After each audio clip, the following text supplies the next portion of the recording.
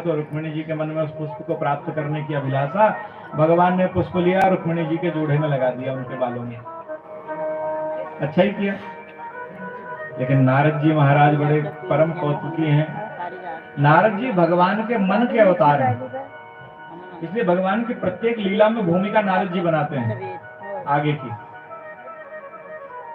तो नारद जी महाराज जाते जाते सत्यभामा जी के महल में चले गए और माता सत्यभामा जी से पूछ लिया, आप 8 रानियां हो, आप 8 में से भगवान सबसे अधिक प्रेम किससे करते हैं? किसी छोटे बच्चे से पूछ लो कि मम्मी अच्छी लगती है कि पापा, पहले देखता है पास में है कौन इस समय। अगर मम्मी है तो मम्मी कह देगा, पापा है तो पापा। दोनों है तो बड़ा असमंजस हो जाती है, उसको दोनों कह देता है। ये बिगाड़ने किसी से नहीं है। पापा बाहर से सामान लाते हैं तो घर में माँ भी प्रेम करती है या पिता की पिटाई से बचा सकती है। अब सत्यभामा जी से पूछ लिया नारद जी ने कि आप 8 रानियों में से सबसे अधिक प्रेम भगवान किससे करते हैं? सत्यभामा जी ने कहा, निस्संदेह मुझसे ही करते हैं, मुझसे अधिक सुंदरी और कौन है भगवान की रानी। ये भगवान की भगवत्ता है महाराज। और यही किसी संत की भी पहचान है। आप किसी साधु संत से जुड़े हैं, जाते हैं, तो वास्तविक संत की ये पहचान है। आप उसके पास जाओगे, जितने लोग उस संत से जुड़े होंगे सबको यही लगेगा कि महाराज हमको ही सबसे अधिक स्नेह करते हैं, हमको बड़ा मानते हैं।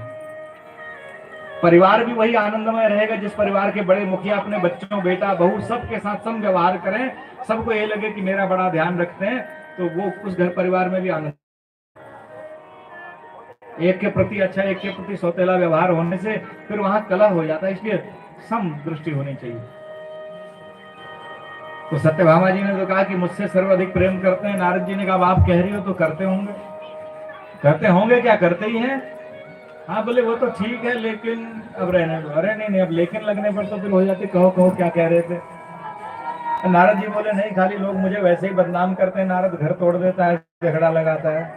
सत्यभामा जी ने कहा, नहीं नारद जी, अब आप कहिए। ये लेकिन तो मुझे सुने ही नहीं देगा, क्या कहना चाह रहे थे पता नहीं। बात कुछ बहुत बड़ी नहीं है। का पारिजात वृक्ष का एक पुष्प लाया था, भगवान को दिया। मैं तो यही सोच रहा था, अगर सबसे अधिक प्रेम करते तो वो पुष्प आपको देते। हाँ तो देंगे।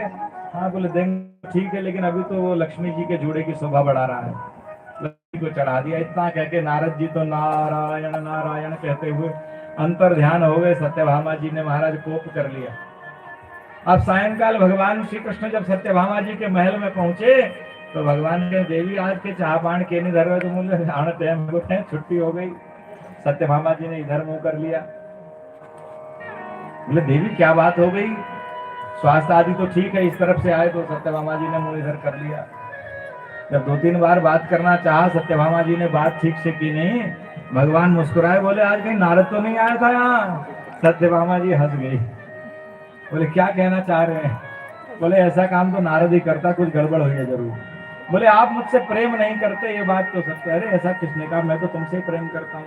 सर्वाधिक प्रेम किससे करते हैं? भगवान ने कहा, मैं सबसे समान भाव से प्रेम करता हूँ, अधिक या कम मेरे यहाँ है नहीं। बोले, फिर मैं आपकी सर्वाधिक प्रेयसी हूं, ऐसा मुझे लगता है। और आपने दीदी के ही जोड़े में वो पारिजात का फूल लगा दिया। अगर आप मुझसे प्रेम करते तो बचा के रखते, शाम को मेरे लिए लेके आते। अरे भगवान ने कहे तो सहज भाव से, पास में वो थी उनके लगा दिया, तुम होती तो तुम्हारे लगा देते। इसमें हमारी ओर से तो कोई ऐसा भेदभाव है नहीं। बोले, ये सब मैं कुछ नहीं जानते, मुझे भी पारिजात का फूल चाहिए। बराबरी होगी नहीं तो फिर गड़बड़ हो जाएगी महाराज। माताओं में भी ऐसे हो जाता। बोले, वैसे ही डिजाइन का नेकलेस चाहिए मेरे को नहीं तो सभा में फिर मेरा मान वैसा रह नहीं जाएगा। अब भगवान ने कहा, अरे देवी, तुम फूल की बात क्या करती हो, पारिजात के पुष्प की? अरे तुम कहो तो स्वर्ग से पारिजात का वृक्ष ही ले आऊं। अरे माता सत्यभामा प्रसन्न हो गई। अब कहने को तो संसार के पुरुष भी कहते हैं तुम्हारे लिए चांद तारे तोड़ लाएं, लेकिन अगर कही दे पत्नी की चला ले आओ चांद को या तारे, कोई नहीं ला सकता। ये तो कवियों की भाषा में कहा जाता है। लेकिन भगवान ने कह दिया स्वर्ग का वृक्ष ला सकता हूं, तो ला भी सकते हैं, वो भगवान है। हाँ देवी लाएंगे, लेकिन वो देवता है ना, ये बिना कुछ काम किए कुछ देते नहीं है। भगवान अब तैयार कर रहे हैं सत्यभामा जी को, क्योंकि भौमासुर की मृत्यु में सत्यभामा जी की भूमिका है अभी आगे। क्या मतलब? कहा कि देवताओं के माता अदिति के कान के कुंडल भौमासुर के पास है और देवराज इंद्र का छत्र उसके पास है। हमें भौमासुर से उस छत्र और कुंडल को लेना पड़ेगा। वो स्वर्ग में देंगे, बदले में वहां से वृक्ष ले आएंगे। तो बोले फिर प्रभु आप जल्दी से आक्रमण कीजिए, वो हमारे